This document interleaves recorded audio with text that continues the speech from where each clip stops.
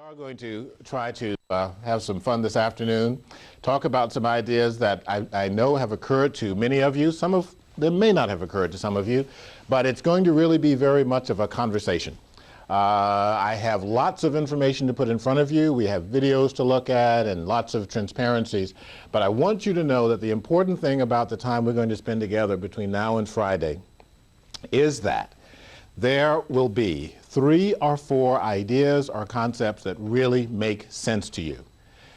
Maybe a few more. If there are more, then that's great. But if there are 3 or 4, I'm very, very happy.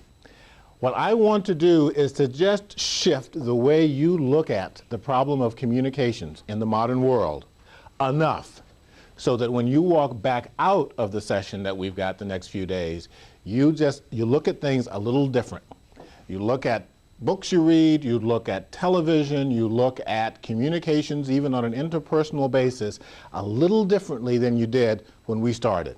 Because if I can get you to do that, when you go back out into the environment, the world you live in, and you don't live in this room, you live out there, that actually will remind you of some of the things that we talk about. You know how seminars are.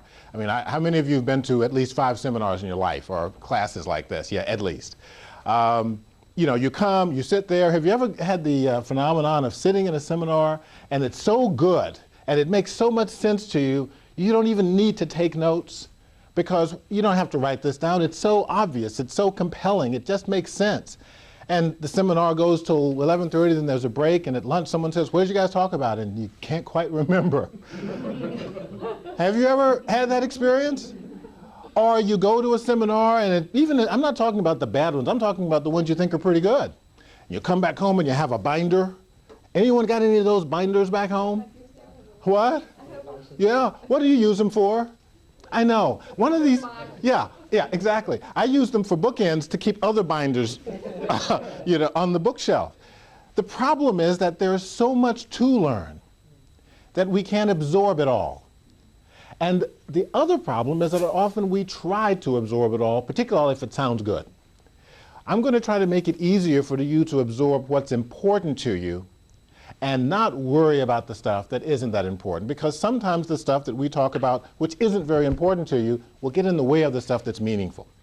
This is one of the reasons why we're going to have an awful lot of conversation back and forth. I'm going to ask you lots of questions. I fully expect you to ask me lots of questions, because I absolutely believe that you won't learn anything, and I mean really learn anything, in this session for the next few days unless 3 things happen.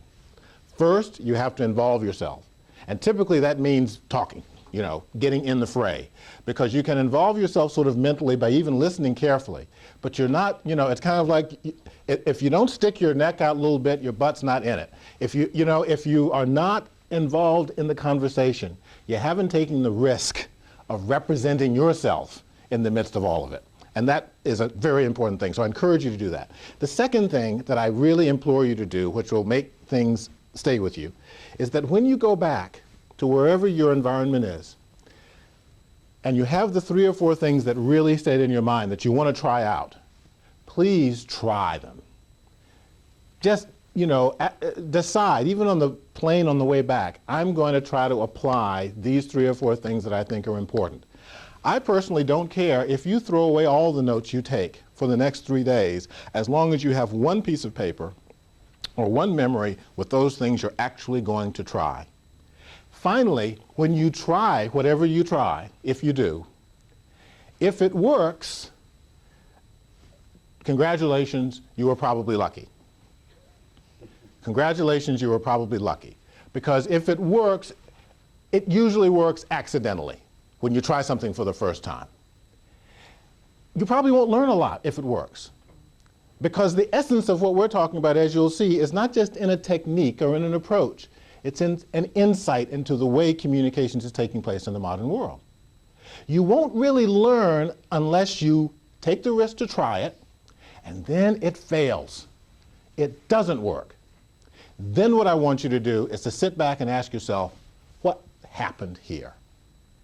If you can successfully work through that process and ask yourself and answer that question, then you will have truly learned something. Does this make sense? Does it really? This is very, very, very important, because As I say, we're going to talk about a lot of things for the next few days, and I promise you that some of them, many of them, are going to be interesting to you because you are involved in these things, like it or not just as communications professionals, but as human beings in the modern society. But I want you to actually use them when you go back and then learn from them when you try.